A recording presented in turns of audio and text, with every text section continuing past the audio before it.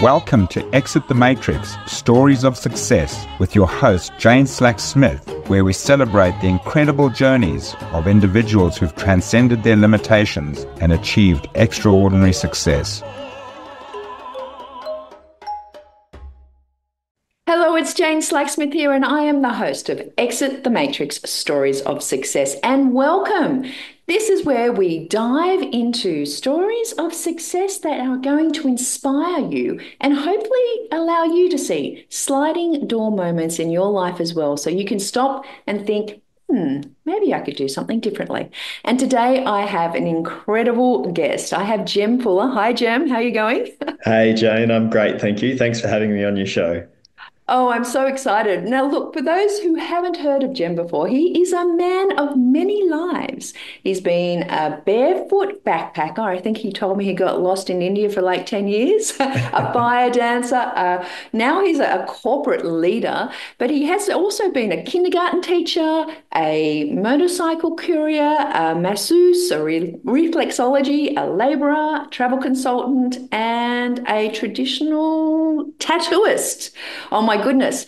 So what an incredible adventure of a life. And look, his experience has pretty much taken him all around the world. And for, I guess, a significant part of that time, he has really pulled together this kaleidoscope of experiences into what he now does as an executive leadership coach. And look, he holds retreats in the most incredible places. I had a glance at an upcoming retreat that he has in 2025, but Himalayas, Bali, and even Australia, which is nice.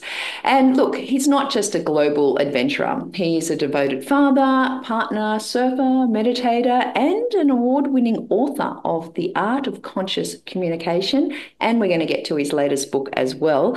And he is a TEDx talker, and he has basically created this consciousness movement that has allowed people to really tap into what they want and how they're going to turn up in the world. So, Jem, I am so excited to share all of your genius with our listeners. And the first question I always ask is, tell us about the sliding door moment that took you from, the person that was out there doing all of these many things to where you are today.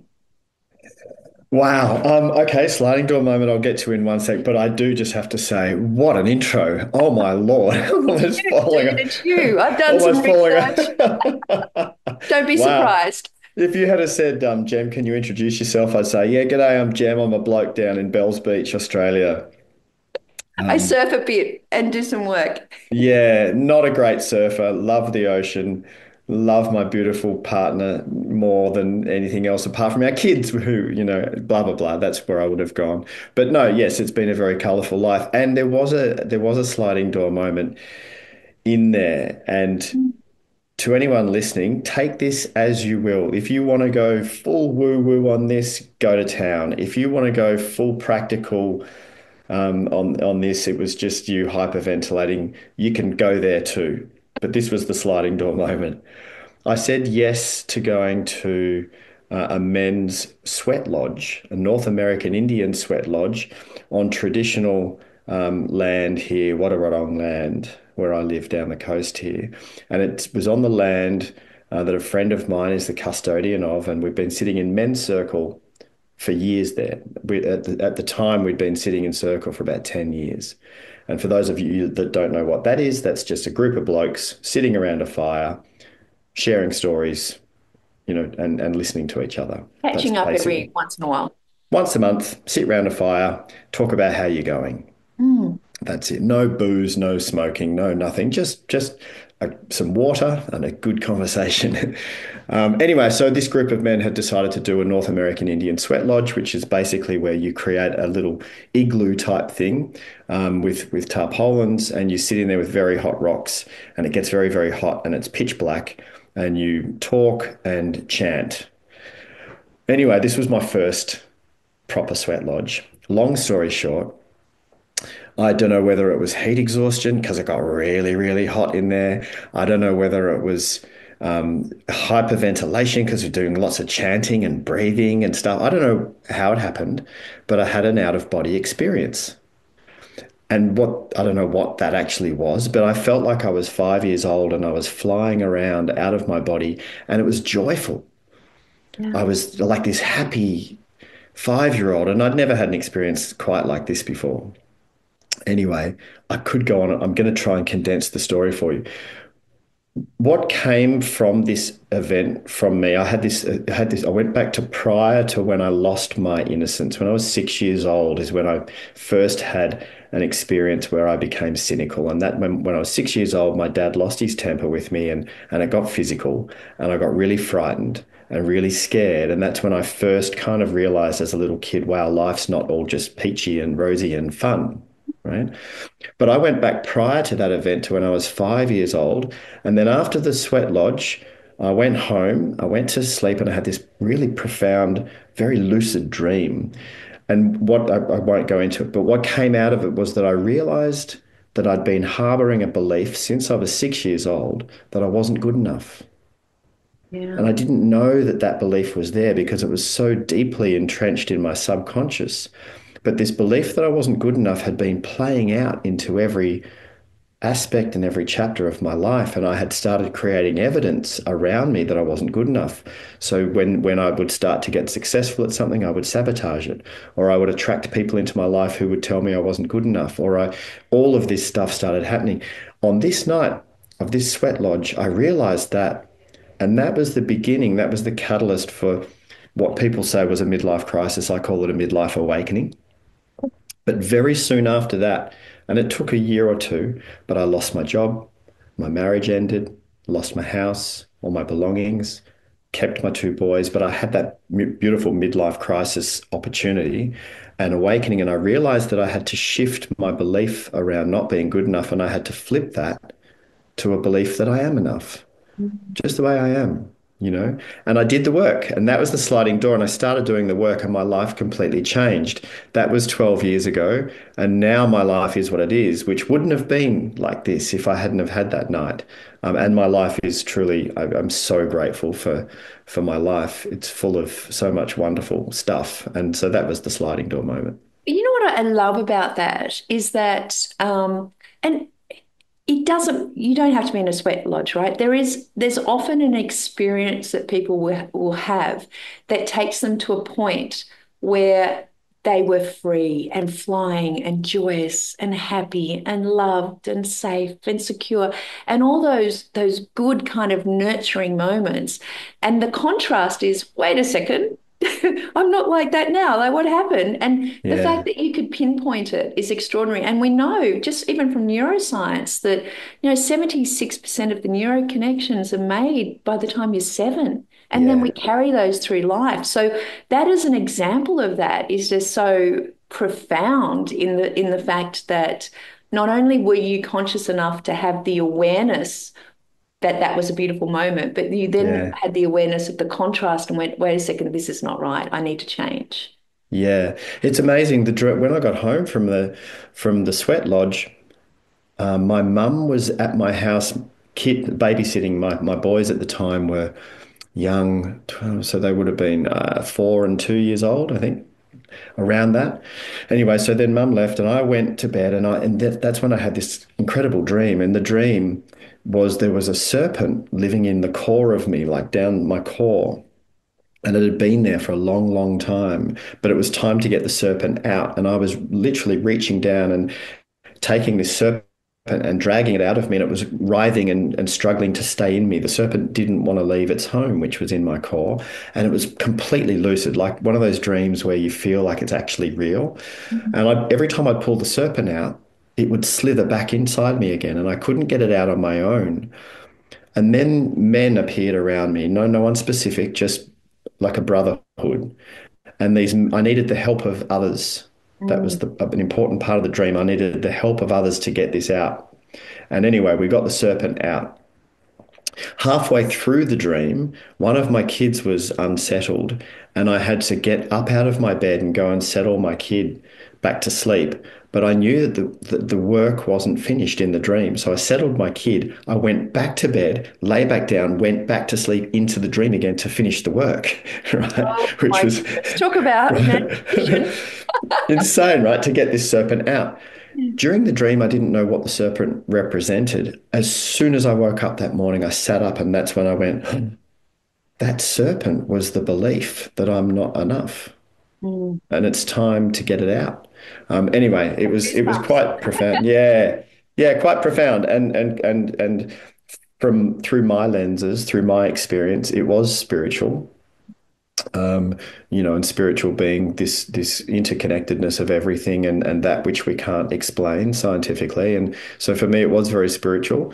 And anyone is welcome to comprehend this story through whatever lens you want to. But it happened for me, and it was a turning point. So That's beautiful. And you kind of mentioned this, but the struggles post that, and it's interesting just that reference of being also acknowledging that I'm not enough, because a not enough kind of comes from past experiences where we've got the proof, as you said, you consistently demonstrated and could prove to yourself that you weren't enough because you created these situations. And yeah. on the converse, people who feel that they're not worthy, they're looking at a vision that's so great, they're like, can't have that. So it's Mm. interesting to actually see that, how that correlates there. But it wasn't all plain sailing. You said relationship problems. You couldn't just turn around and go, okay, I am now enough. Like I'm No. stepping it. Tell us about the struggle or the obstacles that you faced and how you dealt with those. Yeah. So, you know, how old was I at the time? I was 41 when that happened. And then over the next year and a half, I had to continue to hit rock bottom. So my marriage, unfortunately, had gone too far south. It was irreparable, and we weren't meant to be together for the rest of our lives because we're not. And that was hard. I mean, no one gets married, no one falls in love and gets married thinking you're going to break up. You think you're going to be together forever, especially when you've got kids. And so accepting that we weren't meant to be together forever was one of the hardest things either of us had ever had to do. It was really horrible. Thankfully, we were reasonably conscious in our uncoupling, and we tried to navigate it as harmoniously as possible, which wasn't always easy, but we tried. Letting the kids know was super hard, because you're just so worried about traumatizing these two young people who mean the world to you. And plus, on top of that, through the marriage, I had, or through my life, really, I had developed very, very private, shameful, intimate anxieties. And I would have anxiety attacks in intimacy, and nobody knew about it because I don't tell anyone about that. There was a massive blanket of shame Mm. over that. And it's only in the healing from this over the last 12 years that I've been able to share about that, write about that, publish about that, be interviewed about, sexual anxiety and intimacy anxiety attacks, and through the sharing of it and other work to completely heal myself from that, thankfully. So that's not a part of my life anymore. And I think actually being able to talk about your deepest, darkests, even if it's just with a close friend, but with anybody, is an important part of the healing. It takes the energy out of it, doesn't it? I think there's Bible sayings that say, when you name the demon, it loses its energy. Yeah, And being able to vocalize that, especially in a world where men don't usually share their experiences or vulnerabilities. And I yeah. know I just want to move on to, what you're doing now, because I know with your latest book, you're pulling those threads, aren't you, together? Yeah, look, it's all been part of why I chose to write a book about conscious communication. And then when I was in manuscript stage of that book during COVID, I had a book writing mentor, Susan Pearce in Sydney. Hi, Susan, who suggested that I pick an audience, a more specific audience to write for. And she even suggested it. She said, I think you should write this book for men. Mm. And I just took her guidance and said, okay. So I wrote the book for men. That's the art of conscious communication for thoughtful men.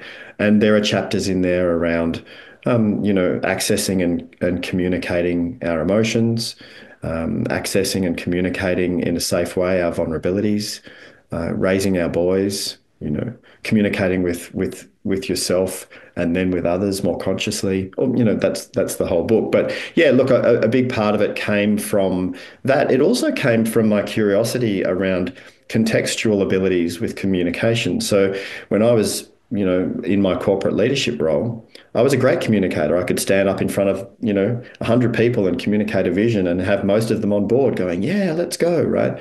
Or if I was in a one-to-one with one of my managers, I could communicate really effectively with them and help them understand where they needed to develop. But then I'd go home into my marriage and I was terrible Yeah, at interesting. communicating. And I found that really fascinating. And my then wife would say to me, "Oh my God, you're a terrible communicator." And she was right in that context. And I'm like, isn't that fascinating? Now, a quick word from our sponsor, Your Success Club. Your Success Club is a group of vibrant, abundance seekers. If you subscribe to exitthematrix.io, we are going to drop you into the club room, which has lots of goodies, resources, and a free gift just for subscribing. Now, back to the podcast. It's Yeah. interesting though, because, and I was fortunate enough to have a one-on-one chat to you about conscious communication and how to navigate difficult conversations. And you've got an absolute process to do that. And thankfully, I'll give everyone the link later. You're Mm. going to give people that ebook, that essential guide to being understood. But when you think about, your spiritual path, let's call it, to this Mm. sliding door moment and awareness. And today you're working with C-suite, incredible leaders of companies. How do you navigate that kind of conversation with them around, how to go into those softer, more vulnerable areas, especially if they are the titans of, the industry? Yeah. I mean, look, it depends on the individual. But the first step is for them to trust me and trust us and trust the safe space that I create for them when I'm coaching them one to one. Mm. That's the first part. And my objective is their objective. I want for them what they want for themselves in terms of their leadership. And essentially, when we break it all down, the people, I mean, so what is success as a leader? Right. Well, I mean, we're going to measure it at the end of some process. We're going to measure it through profit, but that's not actually what success means. When you ask people, what is, profit? How Mm. does that make you feel? Mm. And how do you get there? And so then we start to get to the human element of leadership, or what makes me feel satisfied or fulfilled or, like I'm doing a good job. And how do you get there? Oh, through people. And so how do you get there through people?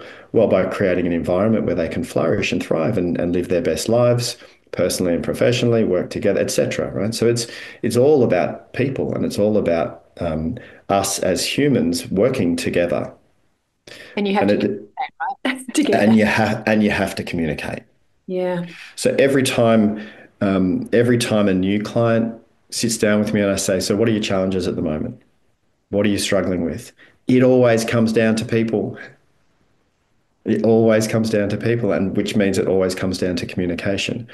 And so, yeah, that's the work that I do. And, inevitably we end up getting deep because our inabilities to communicate are to do with our limiting beliefs or our own, reference These point are to those ourselves. beliefs that we have from our childhood often. That's right.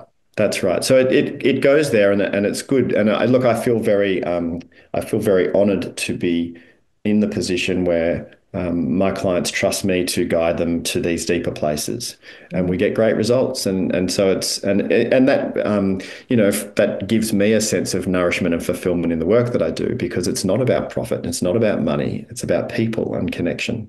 Making the better leaders. Just quickly, I do know that you run extraordinary retreats, and when you were telling me about one a few weeks ago, that you are creating in the Himalayas, do you want to just go through that? Because I loved the way that you kind of take people through an incredible process of building them up and then transforming them. Yeah, yeah, yeah. I mean, I don't. We don't build them up. We It's a hero's journey. The one in the Himalaya. We've been running a version of it since 2013, and it was an idea that first came to me back in 1998 when I lived with this family in a little tiny village. I just looked it up the other day to give people a geographical reference point.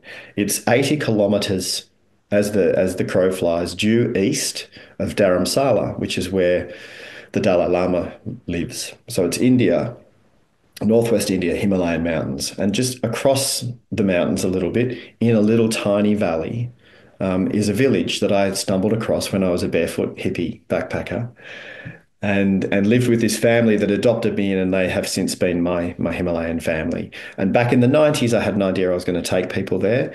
And then when I started my leadership coaching consultancy, I realized it was a leadership retreat. So in 2013, we took our first bunch of leaders there.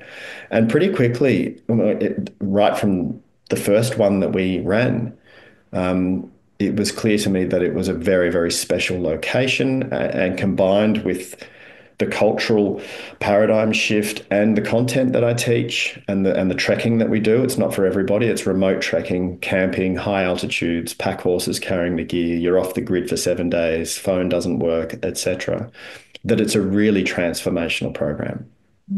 Actually transformational. So we just got back 4 weeks ago from running it. And a mate of mine, Tiff Cook, if you have heard the Melbourne podcast Roll with the Punches, that's Tiff Cook. She came with us, and I just heard her being interviewed on a different podcast yesterday, and she's actually been transformed. So I'm doing happy dances in my kitchen while I'm listening to this podcast because that's what we care about. But back to your question, Jane. Now we've taken it to the next level.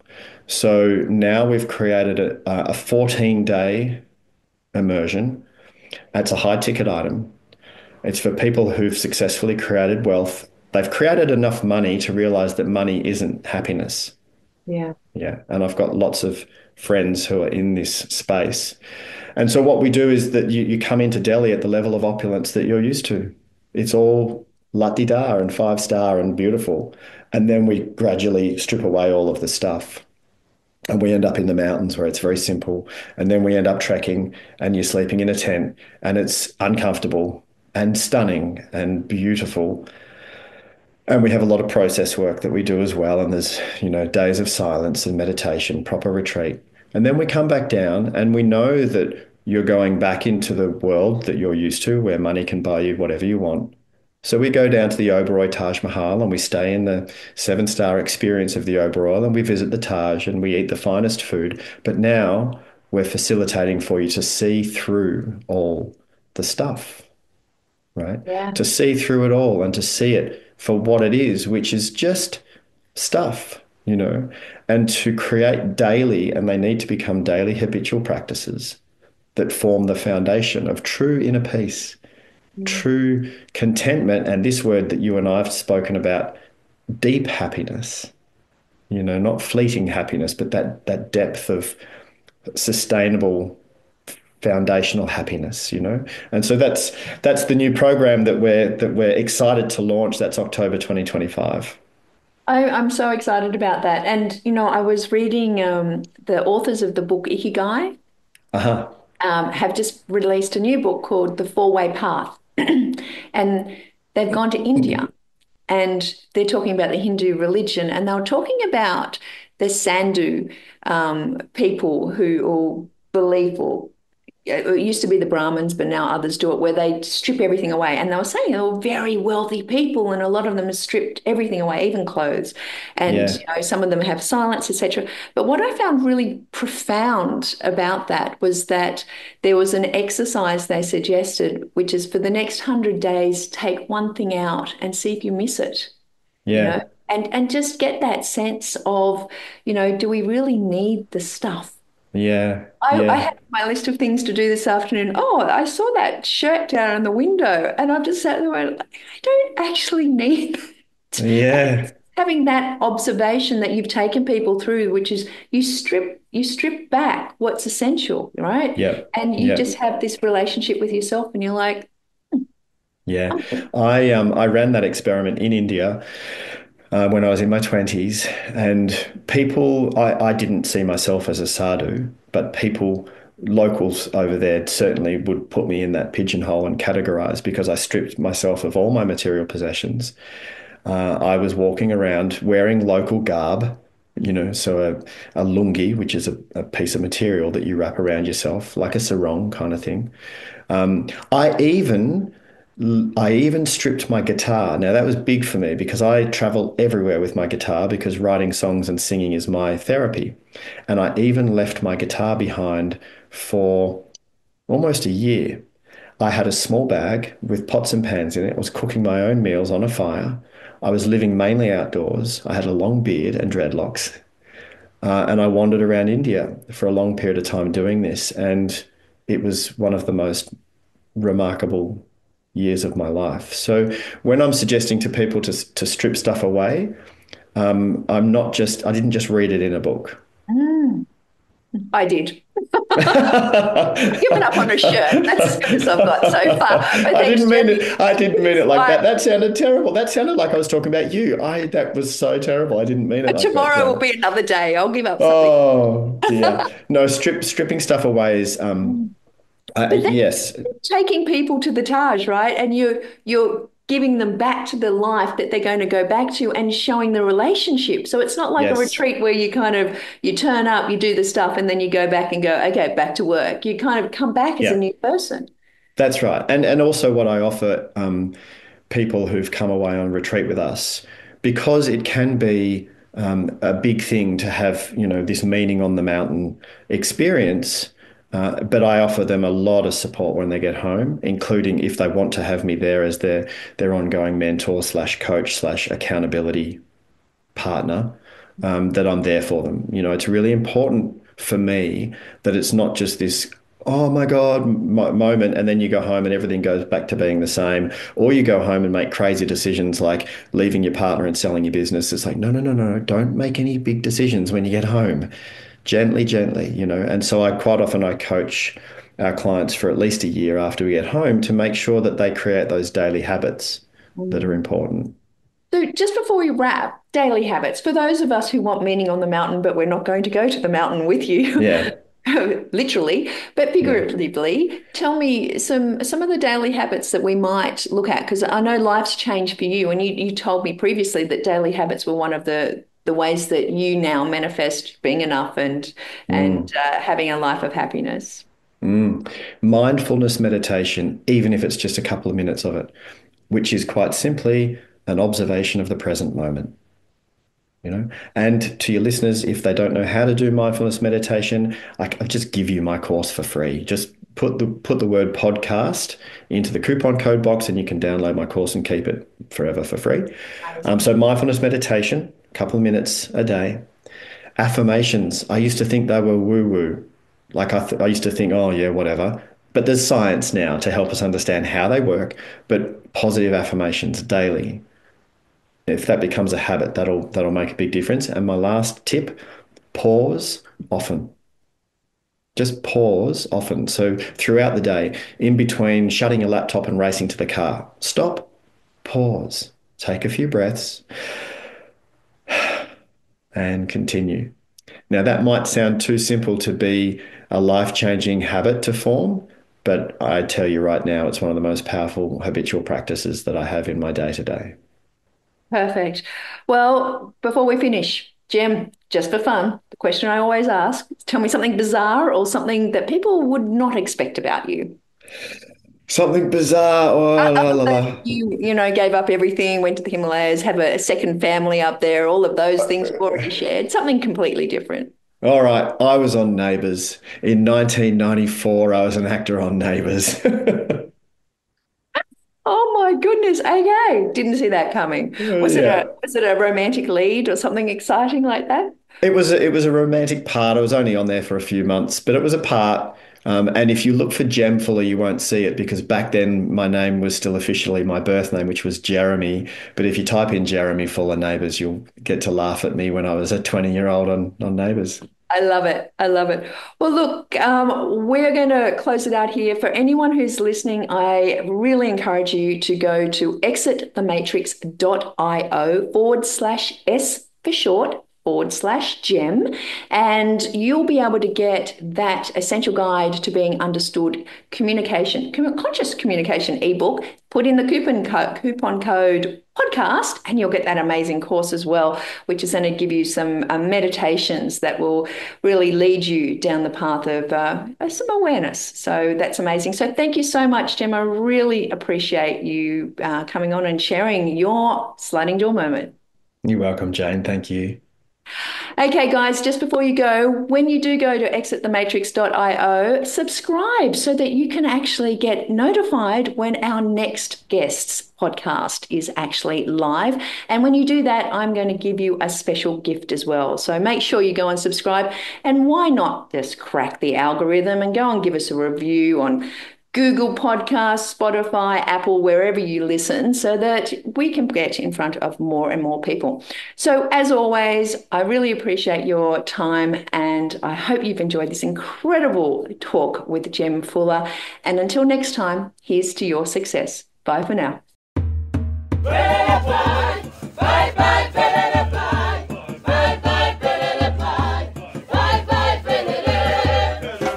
Thank you for listening to Exit the Matrix, Stories of Success. Make sure you subscribe to future episodes at www.exitthematrix.io. Until next time, here's to your success.